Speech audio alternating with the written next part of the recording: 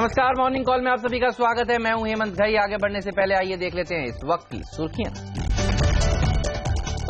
IT शेयरों की मजबूती से अमेरिकी बाजार में 1.5% तक का उछाल। बैंक ऑफ इंग्लैंड ने ग्रोथ आउटलुक बढ़ाया। यूरोप के बाजारों में भी रौनक, वहीं एशियाई बाजारों की भी मजबूत शुरुआत। सरकारी बैंकों के डूबते कर्ज पर आज अहम बैठक। वित्त मंत्री बैठक के एक्शन का लेंगे ब्यौरा। क्रेडिट ग्रोथ और नतीजों पर भी होगी चर्चा। सितंबर के दूसरी बार महंगा हुआ पेट्रोल, दाम में 58 पैसे की बढ़ोतरी। हालांकि डीजल के दाम 31 पैसे प्रति लीटर सस्ते हुए। बैंकिंग कारोबार में उतर सकता है हीरो ग्रुप।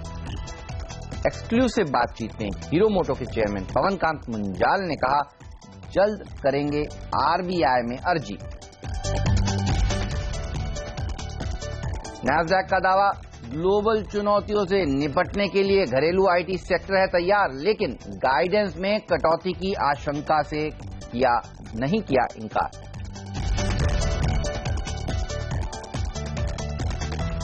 एसजीएक्स निफ्टी पर नजर डालिए। मजबूती के साथ भारतीय बाजारों की शुरुआत होगी, इस तरह के संकेत ग्लोबल मार्केट से देखने को मिल रहे हैं। और एसजीएक्स निफ्टी देखिए 34 अंक ऊपर खुलने के संकेत दे रहा है। 8800 के ऊपर ये आज कारोबार की शुरुआत करेगा। हफ्ते का आखिरी कारोबारी दिन है, लेकिन ग्लोबल मार्केट्स देखिए क्या जबरदस्त तेजी दिखा रहे हैं। और ग्लोबल मार्केट्स में दरअसल इस समय एशियाई बाजार में देखिए दो ही मार्केट्स खुले हुए हैं।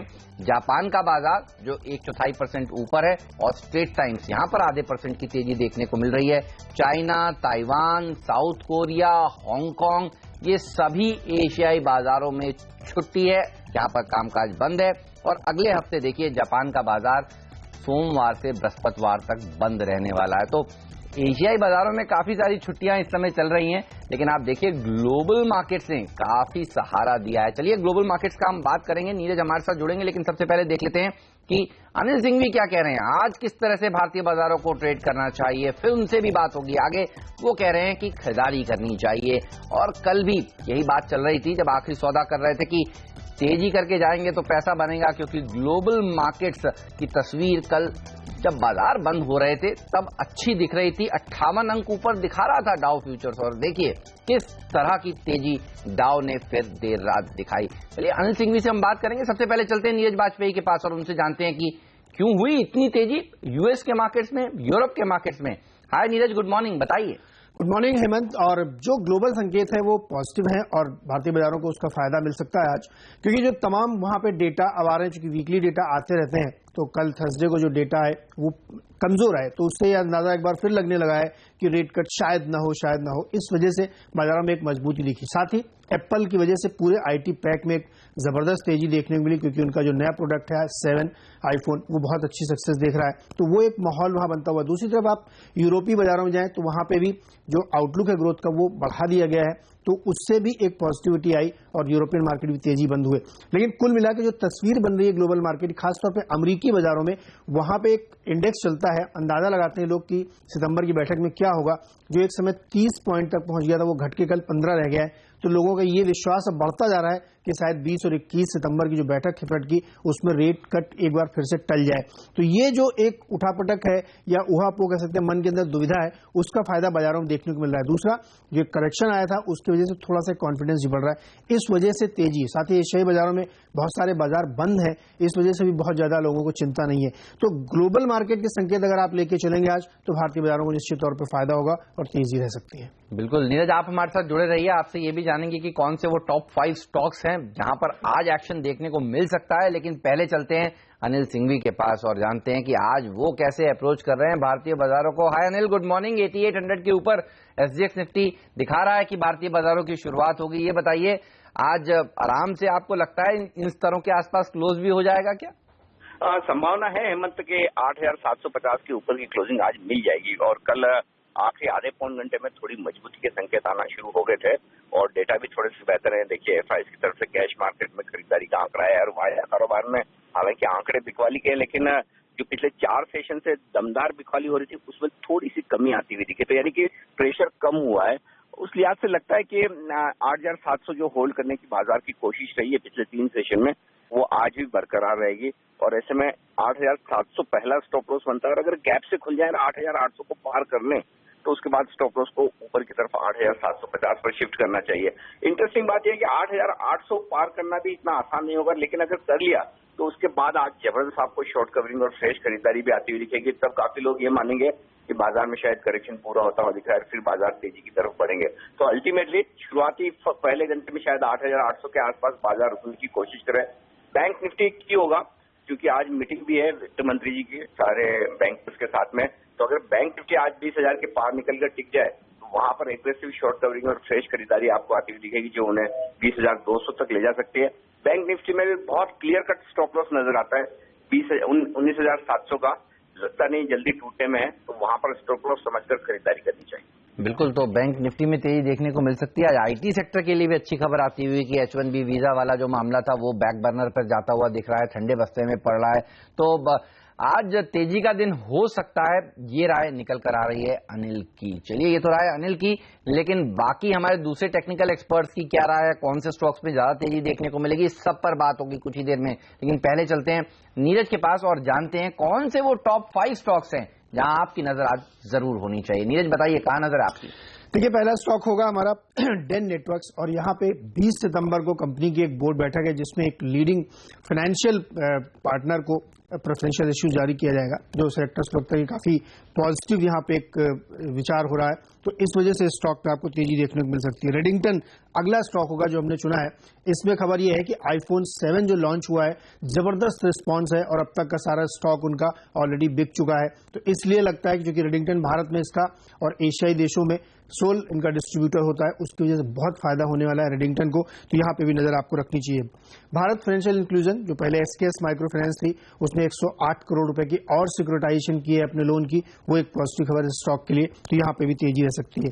लेकिन रिलायंस कम्युनिकेशन के लिए कमजोर खबर है, नेगेटिव खबर है, क्योंकि मूडीज ने कहा है कि उसने अंडर रिव्यू रखा है इनको और डाउनग्रेड कर सकता है, क्योंकि जो मर्जर के बाद नई सिनेरियो बन रही है उसमें कितना सस्टेन कर पाएंगे और आगे आने वाले जो स्पेक्ट्रम की नीलामी होने वाली उसमें ये कैसे पार्टिसिपेट करते हैं, क्योंकि उसकी वजह से लोन बढ़ेगा। तो ये एक केस बनता है, यहाँ पे कमजोरी देखने को मिल सकती है। नवभारत वेंचर्स अगला स्टॉक होगा। ये एक ऐसा स्टॉक है जिसमें लगातार तेजी देखने को मिली और इसमें रिलायंस म्यूचुअल फंड ने 40 लाख शेयर खरीदे हैं 112 के प्राइस पे। तो ये स्टॉक पे भी एक नजर रखनी चाहिए, यहाँ पे भी आपको तेजी देखने को मिल सकती है। ओके, तो ये तमाम ऐसे स्टॉक्स हैं जहां पर आज एक्शन देखने को मिलेगा। शुक्रिया नीरज आपका इस जानकारी के लिए। तो इस लिस्ट पर रखिएगा आप नजर। लेकिन चलिए आपको बता दें कि बाकी के एक्सपर्ट्स क्या मान रहे हैं, आज निफ्टी को किस तरह से ट्रेड करना चाहिए। इन्वेस्ट रिसर्च एनालिस्ट.com के विवेक गुप्ता हमारे साथ अब फोन लाइन पर जुड़ चुके हैं। हाय विवेक, गुड मॉर्निंग। बताइए निफ्टी में आज किस तरह से ट्रेड लेंगे आप? मॉर्निंग हेमंत जी। निफ्टी अगर देखें तो ओवरऑल एक रेंज में था, 8680 से लेकर 8750 की एक रेंज रही है पिछले 4 ट्रेडिंग सेशंस पे। मुझे लगता है एक कंडीशनल शॉर्ट लेना चाहूंगा मैं। अगर 8725 के नीचे निफ्टी जाता है तब शॉर्ट करना चाहिए विद स्टॉप लॉस ऑफ 8755 और टारगेट रहेगा 8670 का। ओके, तो 8725 के नीचे जाता है तभी शॉर्ट करना चाहिए। लेकिन ये बताइए, अगर इन्हीं स्तरों के आसपास खुलता है तो क्या करना चाहिए? मुझे लगता है वेट करना चाहिए, क्योंकि फिर से रेंज बाउंड हो सकता है। 8725 के नीचे जाना एक कंफर्मेशन होगा कि ट्रेंड ओवरऑल बियरिश ही है, क्योंकि अभी मैं काफी बुलिश नहीं हूं, क्योंकि 8800 से लेकर 8790 के आसपास काफी स्ट्रांग रेजिस्टेंस है। वहां से एक बार शॉर्ट टर्म चार्ट में देखें तो वहां से फिर से रेजिस्टेंस आ सकता है, इसलिए कंडीशनल शॉर्ट बेटर रहेगा। अच्छा, ये बताइए कौन से वो शेयर हैं जहां आपको लगता है तेजी या मंदी करके आज पैसा बनेगा? मुझे शिपिंग कॉर्पोरेशन ऑफ इंडिया अच्छा लग रहा है। Shipping corporation of India current levels पे बाइंग कर सकते हैं विद स्टॉप लॉस ऑफ 68.65 और 72 तक के टारगेट देखे जा सकते हैं। डीएलएफ भी डेली चार्ट्स में एक टॉपिंग फॉर्मेशन बनाया है, उसके बाद कंसोलिडेट कर रहा था। मुझे लगता है ये और नीचे गिर सकता है, इसे करंट लेवल्स पे शॉर्ट किया जा सकता है with stop loss of 148 and target रहेगा 140 का। शुक्रिया विवेक आपका इस जानकारी के लिए। तो एससीआई में करें तेजी और डीएलएफ में उछाल में करें बिकवाली, ये राय निकल कर आ रही है। लेकिन पूजा है हमारे साथ और पूजा से जानते हैं बाकी के टेक्निकल एक्सपर्ट्स की क्या राय निकल कर आ रही है। पूजा बताइए, ज्यादा तेजी वाले कॉल हैं या मंदी वाले? जी, ज्यादातर आज तेजी वाले ही कॉल हैं और बड़े निफ्टी काउंटर्स में आज रुझान देखने को मिल रहा है जानकारों का। निशांत जैन ने HDFC बैंक में खरीदारी की राय दी है। अगले कुछ दिनों में इनका मानना है कि 1300 के लेवल से स्टॉक में देखने को मिल सकते हैं। जेके दोषी ने भेल में खरीदारी की राय दी है। 3 से 4 दिनों में 164 के लेवल्स देखने की उम्मीद है स्टॉक में। और आखिर में श्रीकांत चौहान ने भारत फोर्ज में खरीदारी करने की राय दी है।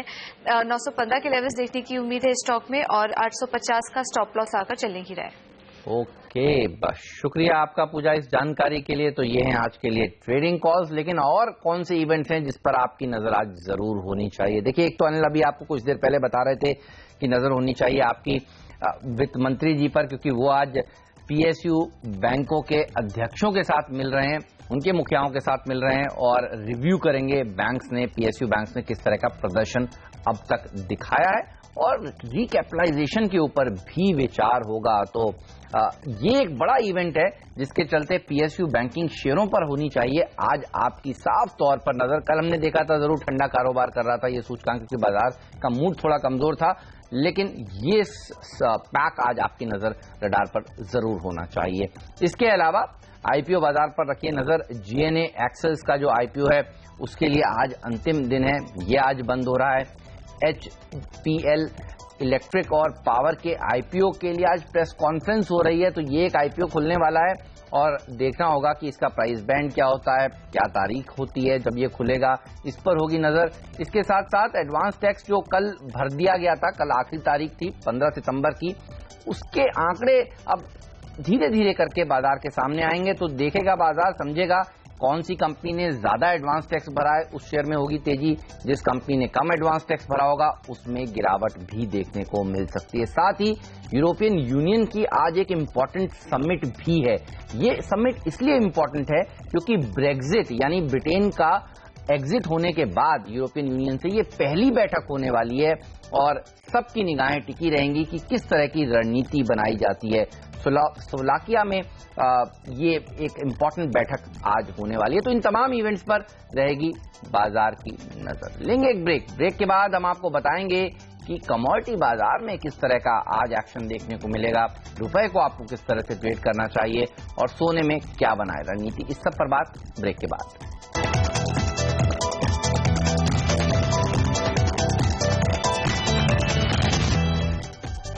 मॉर्निंग कॉल में आप सभी का स्वागत है और अब बात करते हैं कमोडिटी और करेंसी बाजार की। लगातार 2 दिनों की गिरावट के बाद क्रूड में आप देखिए तेजी देखने को मिली है। नाइमेक्स पर भाव $43 और ब्रेंट $46 के पास पहुंच गया है। वहीं फेड की बैठक से पहले सोने में गिरावट देखी जा रही है।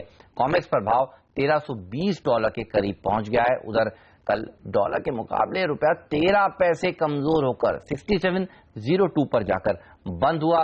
कमोडिटी और करेंसी पर बात करने के लिए आज हमारे साथ जुड़ चुके हैं एंजल ब्रोकिंग के अनुज गुप्ता। हाय अनुज, गुड मॉर्निंग। ये बताइए, कल जिस तरह से रुपए के डिवैल्यूएशन की खबरें आ रही थी, हालांकि सरकार की तरफ से स्पष्टीकरण भी आया, फिर भी रुपया काफी कमजोर हुआ है। आज किस तरह की चाल रह सकती है रुपए की?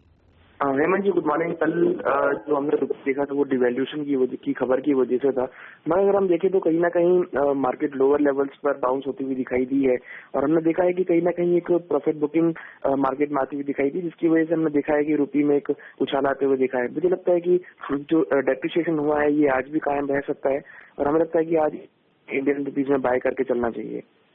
डेप्रिशिएट और कर सकता है रुपया। 67.10 का टारगेट है रुपए के लिए आपका। लेकिन ये बताइए, कच्चा तेल 2% उछला, 2 दिनों की गिरावट खत्म हुई, क्या और ऊपर जा सकता है? देखिए, क्रूड में देखें तो इंटरेस्टिंग $45 का जो सपोर्ट लेवल था वो मार्केट ने ब्रीच किया है। मुझे लगता है कि क्रूड में भी जो गिरावट का रुख है वो बना रहेगा। हालांकि थोड़ा बहुत बाउंस यहाँ पर आ सकता है, बट सन ऑन राइज की स्ट्रेटेजी क्रूड में रहेगी।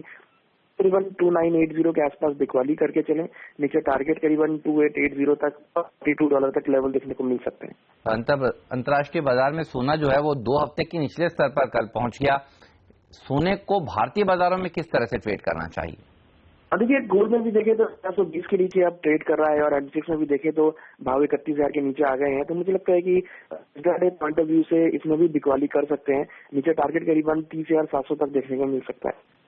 ऑलराइट, शुक्रिया आपका अनुज आज समय निकालने के लिए और ये तमाम कॉल्स हमसे शेयर करने के लिए। तो रुपए पर सबसे पहले कॉल देखिए, कल जिस तरह से चर्चा चल रही थी कि सरकार चाहती है, बल्कि कॉमर्स मिनिस्ट्री चाहती है कि रुपए को डेप्रिशिएट कर दिया जाए। आप देखिए कल भी कमजोर था, आज भी कमजोर रह सकता है। 6710 का टारगेट हमारे एक्सपर्ट आज के लिए रुपए पर दे रहे हैं।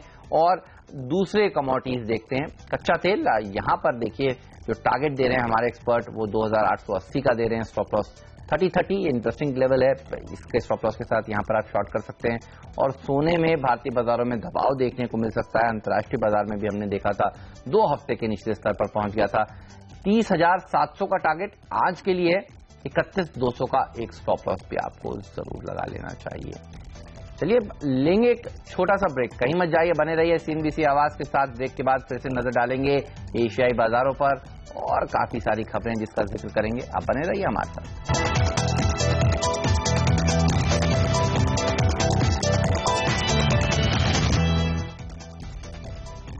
स्वागत है आप सभी का सीएनबीसी आवाज पर। चलिए कुछ और खबरों का रुख करते हैं। हीरो ग्रुप दरअसल बैंकिंग कारोबार में उतर सकता है।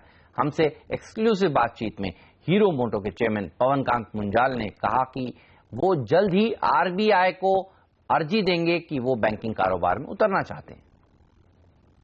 We like to focus on growing the business of Hero FinCorp. It surely is will be part of our vision to at some point in time go into the banking sector too. कुछ दिनों पहले हमने देखा था कि RBI ने on tap licences की बात की थी और अब हीरो ग्रुप, हीरो फिनकॉर्प, बल्कि जैसा पवन कांत मुंजाल जी कह रहे थे, हीरो मोटो नहीं हीरो फिनकॉर्प जो अलग कंपनी है जो फाइनेंस के कारोबार में है, वो दरअसल अब बैंकिंग लाइसेंस के लिए अप्लाई करेगी। इसके अलावा चलिए कुछ और खबरों का रुख करते हैं। प्रधानमंत्री नरेंद्र मोदी जी ने कहा है कि जीएसटी हर हाल में अपनी डेडलाइन 1 अप्रैल 2017 से लागू होना चाहिए। कल वित्त मंत्री अरुण जेटली, वित्त राज्य मंत्री और पीएमओ के आला अधिकारियों के साथ हाई लेवल मीटिंग में जीएसटी मॉडल कानून के अलावा जीएसटी से जुड़े कई अहम मामलों पर उन्होंने बातचीत की। मीटिंग में पीएम ने यह भी पूछा कि जीएसटी को लेकर केंद्र और राज्य में आईटी इंफ्रास्ट्रक्चर को लेकर कितनी बात आगे बढ़ी है। और इस बीच इन्फोसिस ये वो कंपनी है जो देश में आईटी इंफ्रास्ट्रक्चर प्रोवाइड करने का काम कर रही है जीएसटी के लिए। उसके सीईओ विशाल सिक्का जी ने भरोसा जताया कि वो समय पर जीएसटी लागू करा लेंगे। It's a very complex and heterogeneous architecture that we are putting together to take into account many different diverse needs of different kinds of stakeholders. It is something, I think that in such a complex project there are going to be lots of issues, many that we don't even foresee right now. But the important thing is that the country is doing this extraordinary project and this is something that we are really proud of. फिर तो कह रहे हैं कि वो गर्व महसूस कर रहे हैं कि वो इस प्रोजेक्ट का हिस्सा बने और उनको पूरा भरोसा है कि इंफ्रास्ट्रक्चर के पॉइंट पर कोई दिक्कत नहीं आएगी। लेकिन चलिए देखिए एसजीएक्स निफ्टी किस तरह से ट्रेड कर रहा है। 35 अंक की बढ़त के साथ आज भारतीय बाजारों में निफ्टी की शुरुआत होगी 8800 के ऊपर, ये संकेत मिल रहे हैं। जापान का बाजार देखिए 80 अंक ऊपर है, आधे % की बढ़त के साथ कारोबार कर रहा है और स्ट्रेट टाइम्स में भी करीब 1% की बढ़त देखने को मिल रही है।